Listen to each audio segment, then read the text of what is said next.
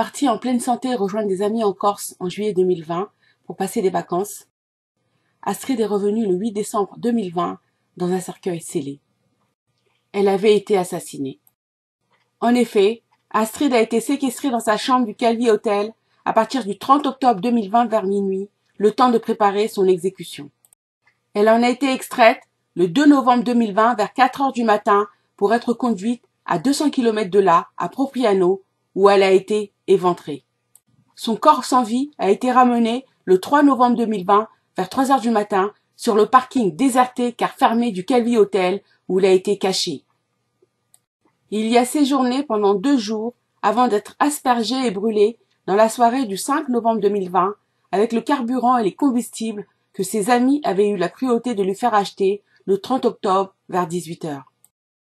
Le 19 novembre 2020, soit 17 jours après son assassinat, la gendarmerie de Calvi, à laquelle nous sommes remontés par nos propres efforts pour trouver notre sœur dont nous étions sans nouvelles depuis quelques jours, a dû cracher le morceau.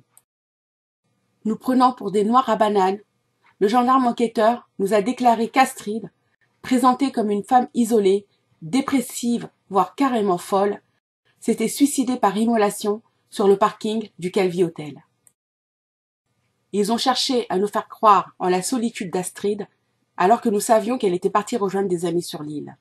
Voici d'ailleurs son message, envoyé le 28 juillet 2020 sur notre groupe WhatsApp familial, et je cite « Du soleil, l'air de la mer, des amis, des bons repas, des soirées. Quoi demander au peuple? Et vous, les sans-vacances? Aïda arrive à bien conduire ma voiture ?» Comme le montrent les photos qu'elle nous avait d'ailleurs envoyées et qui confirment son message, elle s'amusait bien, visitait l'île et était entourée, très bien entourée. Et encore, je ne montre pas toutes les photos. Nous avons immédiatement contesté la qualification qu'ils avaient retenue, suicide par immolation, demandé la réouverture de l'enquête par mail du 25 novembre 2020, porté plainte devant le procureur de la République de Bastia le 16 décembre 2020, puis devant le juge d'instruction le 16 avril 2021. Une instruction a été ouverte en mai 2021 et en février 2023, la juge d'instruction nous a réunis en qualité de partie civile pour nous annoncer son intention, comme le procureur de la République avant elle, de classer l'affaire en rendant une ordonnance de non-lieu. Elle nous a néanmoins autorisés à consulter le dossier d'instruction et à demander des actes complémentaires d'investigation, ce que nous avons fait avec notre avocat en juillet 2023.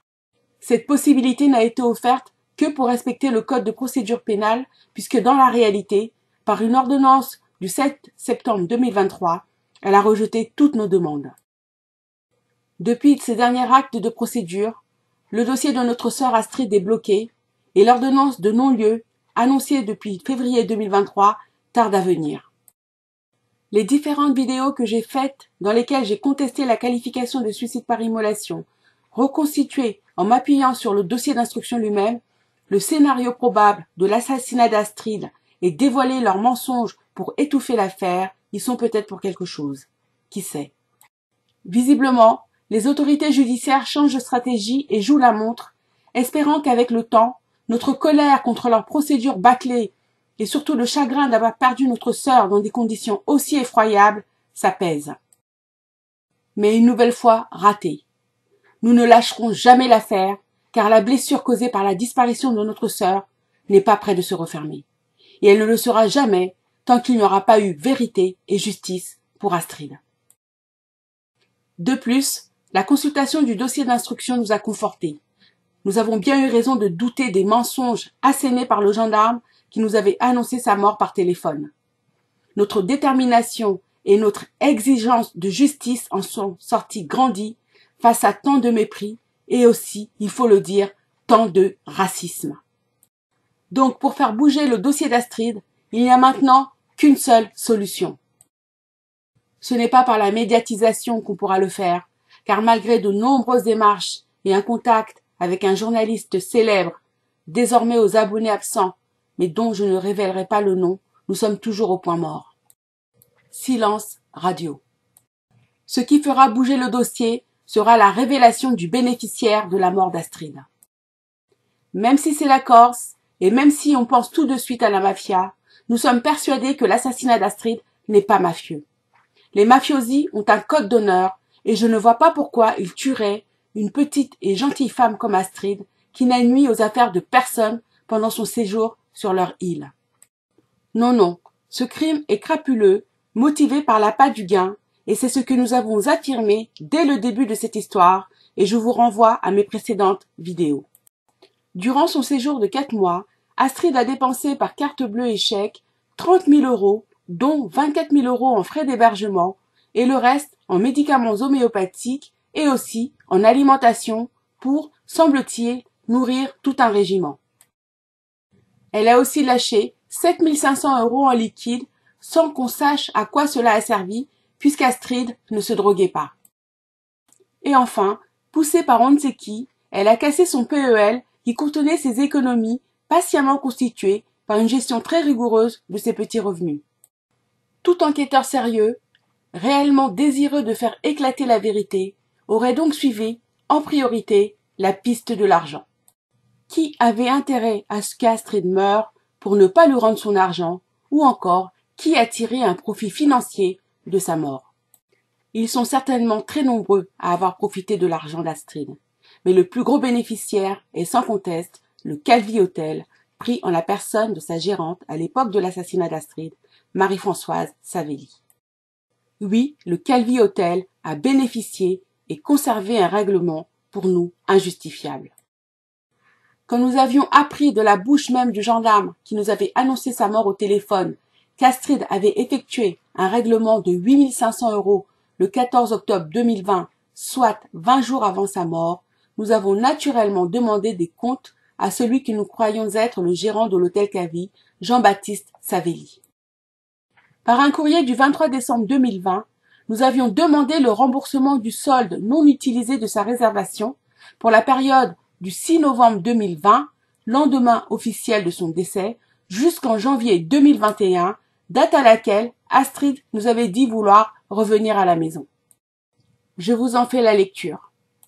Monsieur le gérant, je reviens vers vous suite au décès tragique de notre fille et sœur, Astrid Zokanga, survenu sur le parking de votre hôtel le 5 novembre 2020 dernier.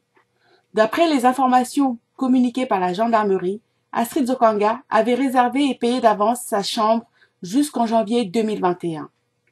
Force est de constater qu'elle n'occupera plus comme elle prévoyait cette chambre.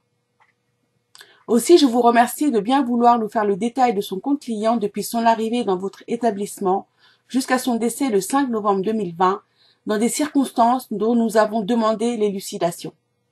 Merci de nous indiquer notamment le montant de l'avance payée et son mode de règlement. Ceci bien sûr afin d'obtenir la restitution du solde créditeur de son compte que vous voudrez bien nous rembourser en établissant un chèque à l'ordre de Madame Mopalanga Clémentine, sa mère. Nous restons à votre disposition pour toute information concernant cette demande. Dans l'espoir d'un remboursement rapide de ces sommes, je vous prie d'agréer, monsieur le gérant, l'expression de nos salutations distinguées. Pourtant, par un courrier du 5 janvier 2021, Madame Marie-Françoise Savelli, gérante donc de cet hôtel à l'époque de l'assassinat d'Astrid, a refusé d'effectuer le remboursement et je vous lis la lettre. Madame, nous avons bien reçu votre courrier recommandé avec accusé de réception concernant le séjour de Madame Astrid Zokanga. Nous avons le regret de vous informer que nous ne pouvons donner une suite favorable à votre demande.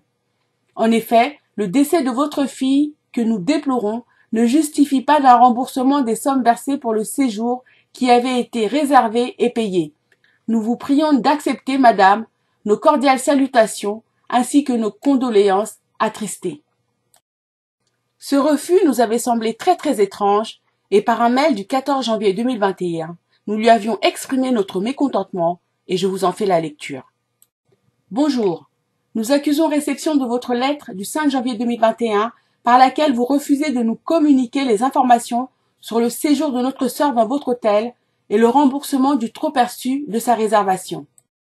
Or, c'est la gendarmerie qui nous a communiqué ces informations et nous invitait à prendre attache avec vous pour obtenir ce remboursement.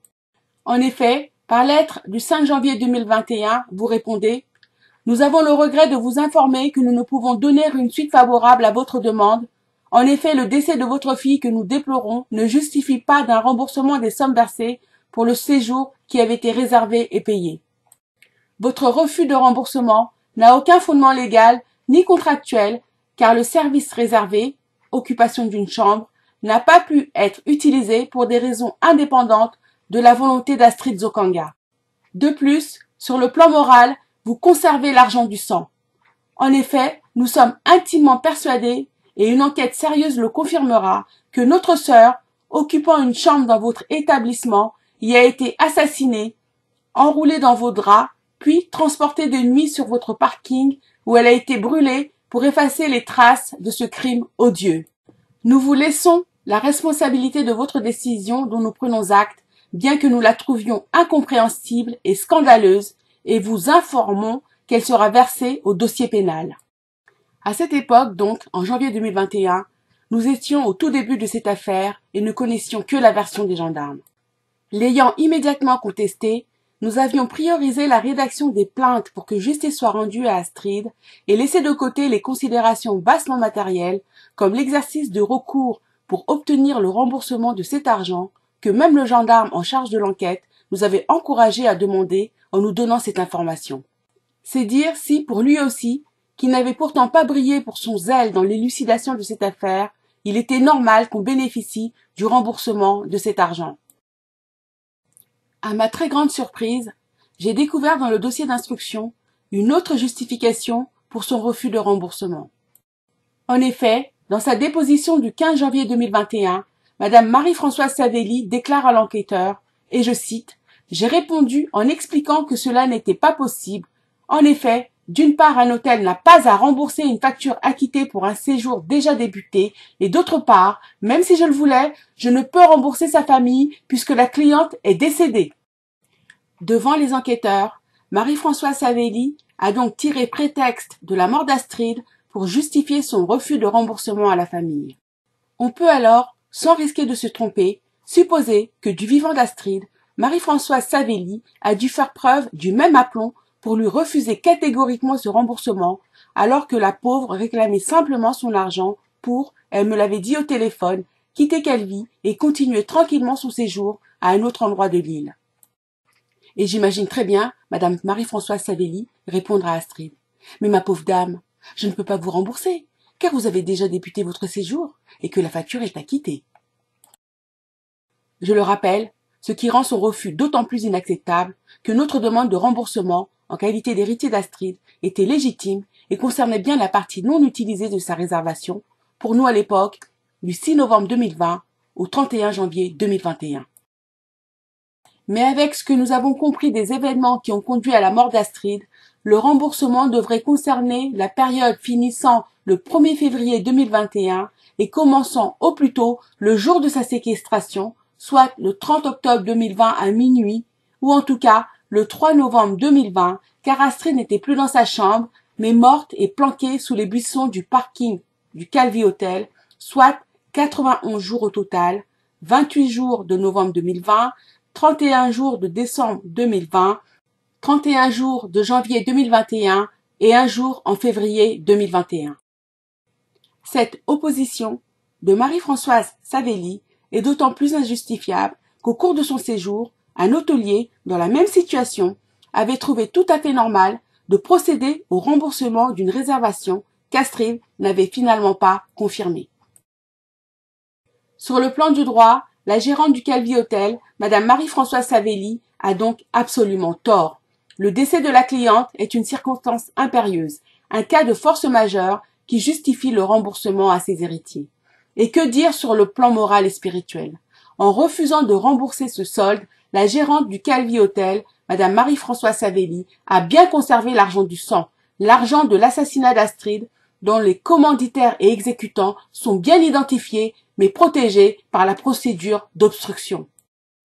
Par ailleurs, Madame Marie-Françoise Savelli ne peut même pas, pour conserver cet argent, se prévaloir d'avoir perdu la chance de pouvoir réserver cette chambre à un autre client, puisque, la saison touristique étant terminée, son hôtel devait fermer ses portes. La mort de sa dernière cliente, Astrid, a semble-t-il été un concours de circonstances pas si malheureux que ça de ce point de vue. Pourtant, Piquée par le reproche fait dans mon mail du 14 janvier 2021, celui de conserver l'argent du sang d'Astrid, la gérante du Calvi Hotel, Madame Marie-Françoise Savelli, a déclaré, toujours dans sa déposition du 15 janvier 2021, et je cite, « Je souhaite déposer plainte à l'encontre de ces gens pour propos graves. » Je ne vous étonnerai pas en dévoilant que le gendarme l'avait dissuadé de nous attaquer pour ce mail, et je cite encore les propos de Madame Marie-Françoise Savelli dans cette déposition du 15 janvier 2021. « Vous m'avisez que ce n'est pas une infraction pénale, mais je souhaite le faire tout de même. » Je lui donne donc, avec cette vidéo, l'occasion de le faire, car si présomption d'innocence oblige, je ne peux l'accuser d'être la commanditaire, ou pire, l'exécutante de l'assassinat de ma sœur Astrid, en refusant de rembourser cet argent, probablement d'abord à Astrid de son vivant, et en tout cas à nous maintenant, ses héritiers, la gérante du Calvi Hotel, Madame Marie-Françoise Savelli, a bien conservé l'argent du sang, l'argent de l'assassinat d'Astrid qui lui a été profitable. Si j'ose dire, la balle est désormais dans son camp. Soit Madame Marie-Françoise Savelli réagit comme elle le souhaitait depuis ce 15 janvier 2021 en portant plainte pour diffamation ou dénonciation calomnieuse contre moi, Annick Dzokanga, auquel cas un vrai débat pourra s'ouvrir pour que nous, sa famille, puisque les enquêteurs n'ont visiblement pas voulu le faire, puissions lui demander des clarifications sur les événements qui se sont passés dans et à proximité de son établissement les derniers jours de la vie de notre bien-aimée Astrid. Clarification indispensable tant les dépositions faites devant les gendarmes enquêteurs sur bien d'autres points non abordés dans cette vidéo sont, de notre point de vue, et c'est le moins qu'on puisse dire, loin d'être satisfaisantes, voire convaincantes.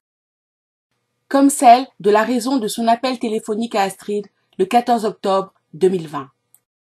Qu'a-t-elle pu lui dire pour la convaincre de signer, ce jour du 14 octobre, ce chèque de 8 500 € alors que la réservation d'Astrid était valable jusqu'au 21 octobre 2020. Lui a-t-elle demandé de payer d'avance sa réservation, donc du 22 octobre 2020 au 1er février 2021, lui garantissant ainsi qu'elle pourrait lui laisser occuper une chambre dans son établissement qui pourtant allait ou devait fermer, comme tous les hôtels de la ville? Et la question n'est pas farfelue, puisqu'elle avait déjà obtenu d'Astrid la signature d'un chèque de 2 600 € le 22 juin 2020, soit avant son départ en Corse le 4 juillet 2020 et surtout son installation le 12 septembre 2020 au Calvi Hotel.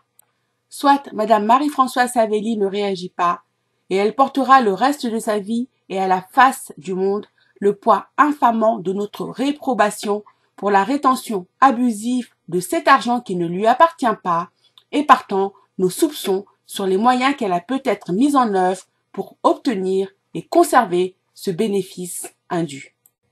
Je vous remercie pour votre écoute et surtout vos partages qui permettront l'éclatement de ce scandale judiciaire afin qu'un jour justice soit rendue à Astrid Dzokanga. Merci.